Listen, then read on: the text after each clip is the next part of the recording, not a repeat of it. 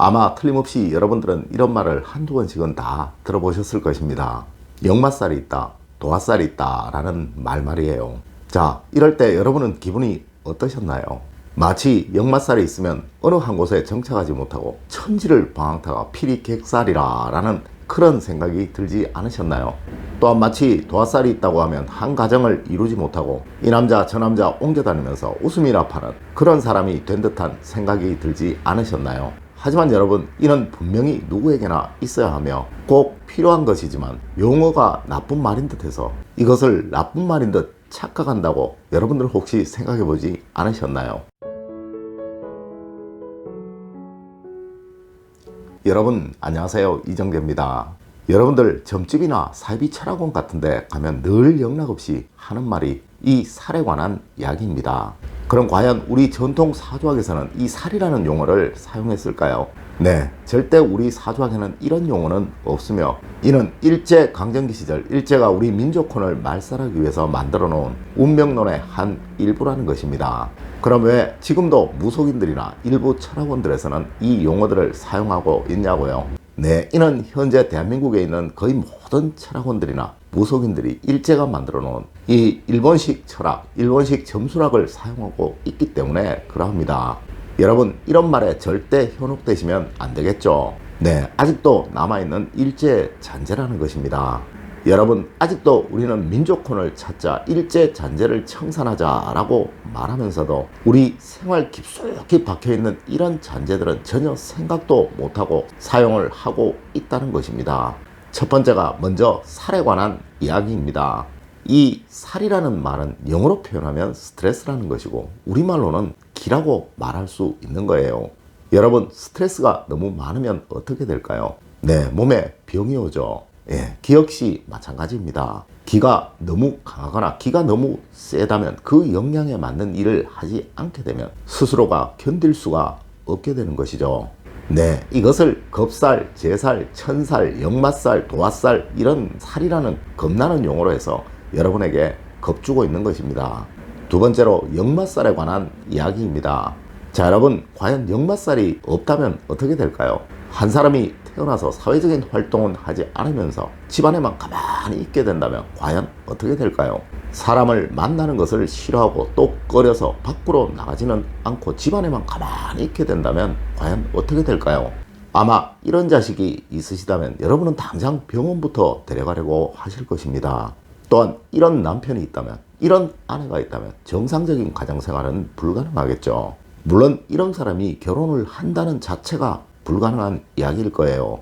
자, 과연 여러분은 이런 사람이 되시길 원하십니까? 네, 이렇듯 이 역마살이라는 것은 누구에게나 있어야 하는 것입니다.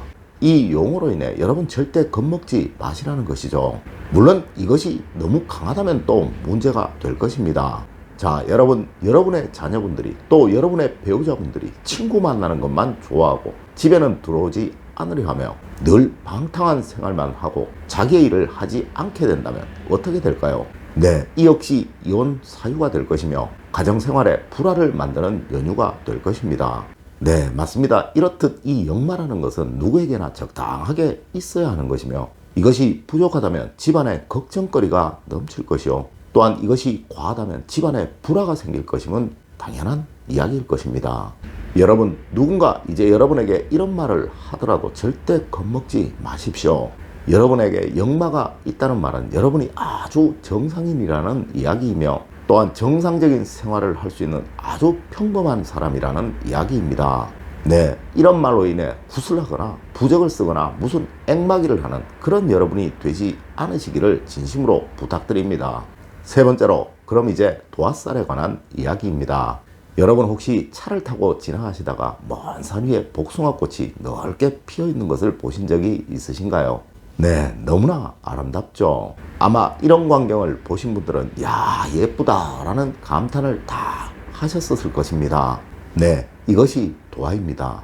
그럼 혹시 여러분이 어느 단체에 속해 계시는데 어느 누구도 여러분이 있는지 없는지도 모른다면, 또한 어느 누구도 여러분에게 관심을 갖지 않으며 말도 섞어주지 않으며 여러분이 곁에 오는 것을 싫어한다면 과연 여러분은 어떻게 하시겠습니까?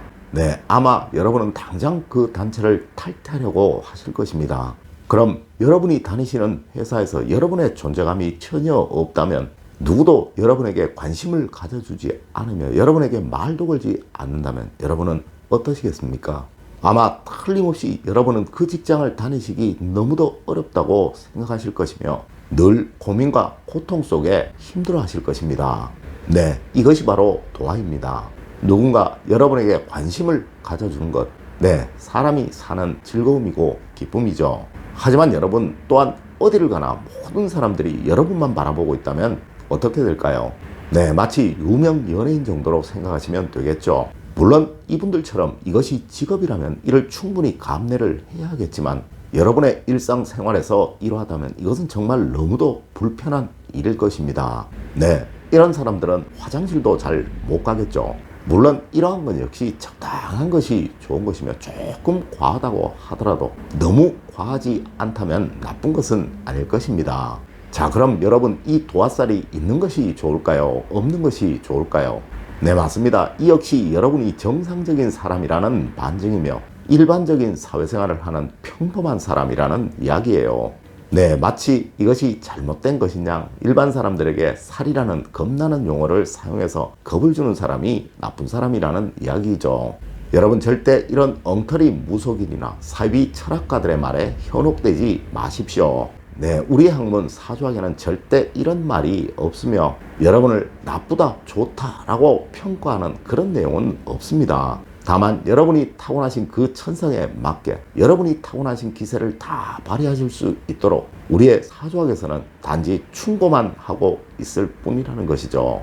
여러분, 우리 사주학자들은 이런 말을 합니다. 우리 사주학에서는 중국은 1000년의 적이요, 일본은 100년의 적이라고 말이에요.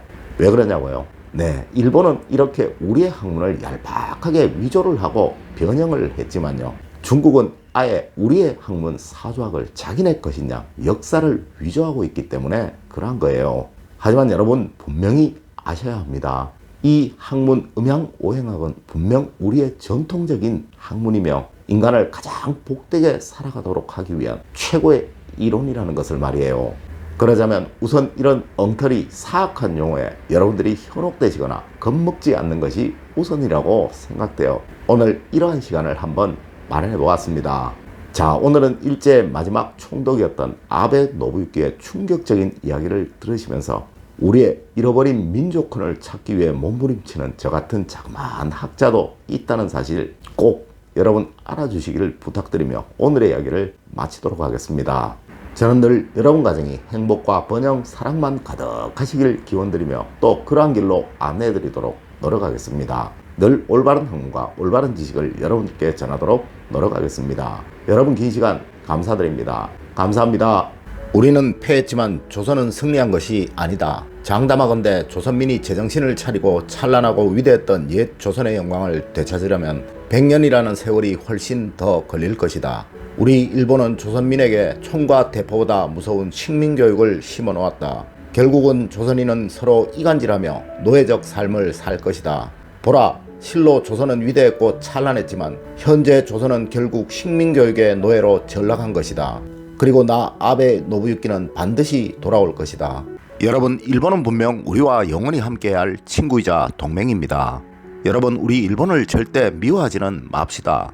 하지만 우리의 잊혀진 역사와 잘못된 사실은 꼭 알아야 하지 않을까요?